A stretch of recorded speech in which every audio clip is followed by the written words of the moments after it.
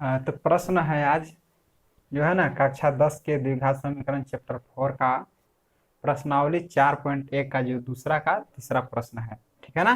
क्या कहता है कि रोहन की माँ उससे 26 वर्ष बड़ी है।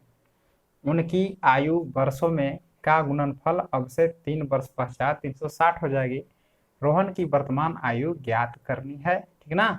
इस सवाल में आपको जो है द्विघात समीकरण के रूप में व्यक्त करके दिखाना है। द्विघात समीकरण के रूप में जानते होंगे कि किस प्रकार का फॉर्मेट आएगा। A x square plus b x plus c बराबर 0। इस फॉर्मेट पर अगर आ गया तो समझिएगा द्विघात समीकरण आ गया। ठीक ना। तो समझें इसी प्रकार से हमको आना चाहिए। माने द्विघात समीकरण का मतलब जिसका घात 2 हो, बड़े से बड़ी संख्या, बड़े से बड़ी घात में 2 आनी चाहिए। ठीक है ना। तो चलिए इसको हम हल करते हैं। देखिए कहता है कि उसकी रोहन की आयु है, उसकी माँ की आयु है। ठीक ना। दोनों को आयु को हम मानेंगे। ठीक है ना। कहता है कि रोहन की आयु अगर मान के चलिए कि अगर 5 वर्ष है तो क्या हो जाएगा उसका मतलब कि उसकी माँ की आयु कितना है 26 वर्ष, मतलब 26 इसमें जोड़ देंगे तो माँ की आयु निकल जाएगा। ठीक है ना। तो चलिए देखते हैं। मतलब जितना रोहन की आयु होगा उससे 26 वर्ष ज्यादा किसका होगा, उसकी माँ की आयु होगा। ठीक ना। यही होता है इस प्रकार के प्रश्न में। तो चलिए देखते हैं हल करते हैं कैसे। देखिए मानेंगे, माना कि रोहन रोहन की वर्तमान आयु वर्तमान आयु x वर्ष तथा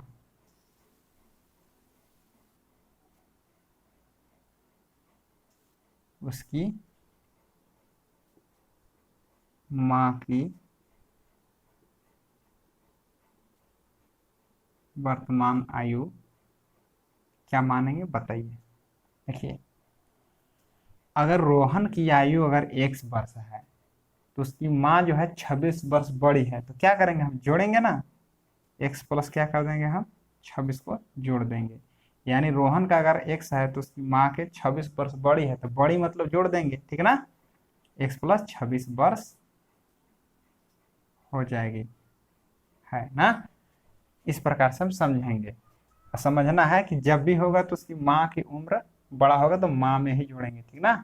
चलिए अब क्या कहता है कि उसकी आयु वर्षों का गुणनफल अब से 3 वर्ष पश्चात। कहने का मतलब कि पश्चात का मतलब याद रखिए कि बाद होता है। क्या होता है, बाद। मान के चलिए किसी का वर्तमान आयु अभी कह रहा है कि 20 वर्ष है, माने किसी का उम्र 20 वर्ष है। ठीक ना। कोई से हम पूछे कि भाई तुम्हारा उम्र कितना है तो बताएगा मेरा उम्र 20 वर्ष है अभी वर्तमान में। अभी कहेंगे कि 5 वर्ष बाद या 3 वर्ष बाद कितना होगा, बाद पूछ रहे हैं तो क्या बताएगा, जोड़ के बताएगा कि यह 23 वर्ष हो जाएगा।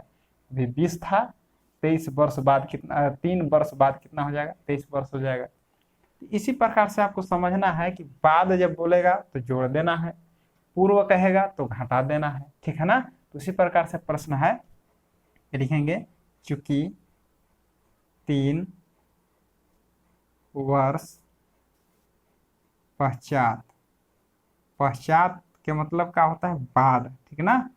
बाद लिख दे रहे हैं। ठीक ना। समझ में आएगा। 3 वर्ष पश्चात, ठीक ना, इसको मानेंगे रोहन की आयु,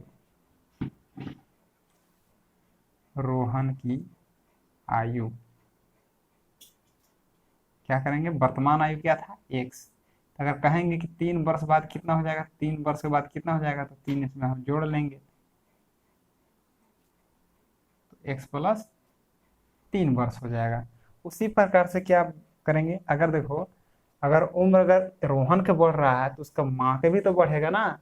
क्योंकि देखिए जो उम्र बढ़ेगा, अगर मान के एज बढ़ेगा तो सबका ना बढ़ेगा। ठीक है ना।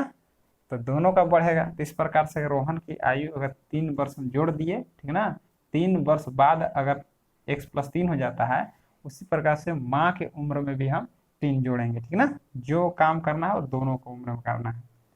क्या करेंगे हम, 3 वर्ष पश्चात, है ना, उसकी माँ की आयु, ठीक है ना।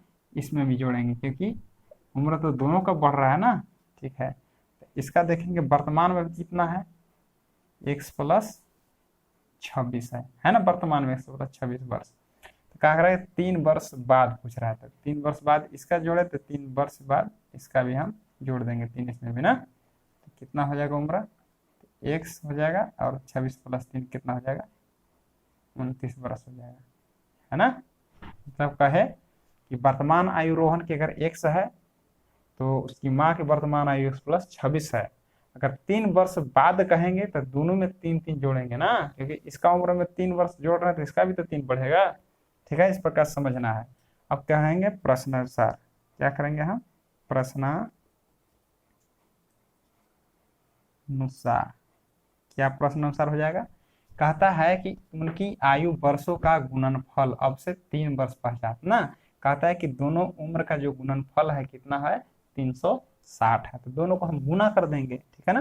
तो क्या है, रोहन की आयु क्या है, x प्लस 3 है, और इसकी माँ की आयु कितना है, x प्लस 29 है, और दोनों को गुणनफल कितना है, 360 है ना, 360 हो जाएगा, 360 हो गया। अब इसको हम हल कर लेंगे, ठीक है ना, गुना कर देंगे।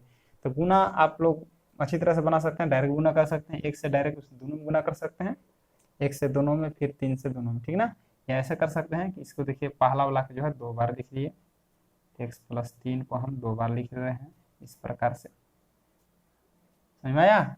x प्लस 3 जो पहला वाला होता है ना उसको 2 जगह लिखिए, x प्लस 3 लिख लिए, और दूसरा वाला जो बच गया, दूसरा वाला देखिए x बची है, देखिए x है और वो है 29, यानी x और प्लस 29। जो पहला वाला है पहला के पहले लगा दीजिए, और ये दूसरा वाला जो है इसको दूसरा के पहले लगा दीजिए, इस प्रकार से, बराबर कितना है, 360। क्या किए, पहला वाला को 2 जगह रखे, x प्लस 3 को 2 जगह रखे ना। अब बच गया दूसरा वाला, दूसरा वाला के फर्स्ट के पहले, जो पहला वाला है ना, जो पहला वाला रहेगा फर्स्ट के पहले लगा दिए, और जो बच गया दूसरा का पहले वाला, ठीक है ना। इस प्रकार से x से गुना करेंगे दोनों में तो कोष्ठ टूट जाएंगे, x में x गुना करेंगे तो x स्क्वायर, x गुना 3 करेंगे तो 3x, है ना। इसी प्रकार से प्लस 29 से गुना करेंगे ये दोनों में, 29 गुना x करेंगे कितना हो जाएगा, 29x, और 29 गुना 3 करेंगे तो कितना हो जाएगा, 3 9 27, 3 9 27, हासिल 2, 3 दूना 6 और 2 8 हो जाएगा, 3 9 27, 2 3 2 6 2 8। अब प्लस 360 है, इधर क्या हो जाएगा, माइनस 360 बराबर 0। इसको हम क्या कर लेंगे, स्क्वायर स्क्वायर में, स्क्वायर सिंगल है, x x 2 गो है, तो प्लस प्लस क्या करेंगे हम, जोड़ लेंगे, 9 3 कितना होता है, 12, यानी 32x, और प्लस माइनस घट जाएगा, 360 में 87 घटा दीजिए, बड़ा अंक का चिन्ह लग जाएगा, 10 में से 7 गया 3, 5 में से 8 नहीं घटेगा, 15 में से 8, 7 273 बराबर 0। इस प्रकार से देखिए जो हमारा x square plus 32x minus 273 बराबर 0, देखिए है ना, द्विघात समीकरण का फॉर्मेट होता है, इस रूप में है ना, इस रूप में ये वाला आ गया, तो हम क्या लिखेंगे, यह ax square plus bx plus c बराबर 0 के प्रकार का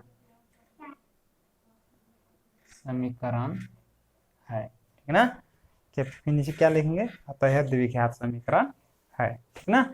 इस प्रकार से आपका क्वेश्चन लास्ट में लिख देंगे कि अतः यह द्विघात समीकरण है। इस प्रकार से आपका जो है तीसरा प्रश्न बन गया, देखते हैं और फिर से अगला क्वेश्चन में देखते हैं, ठीक ना।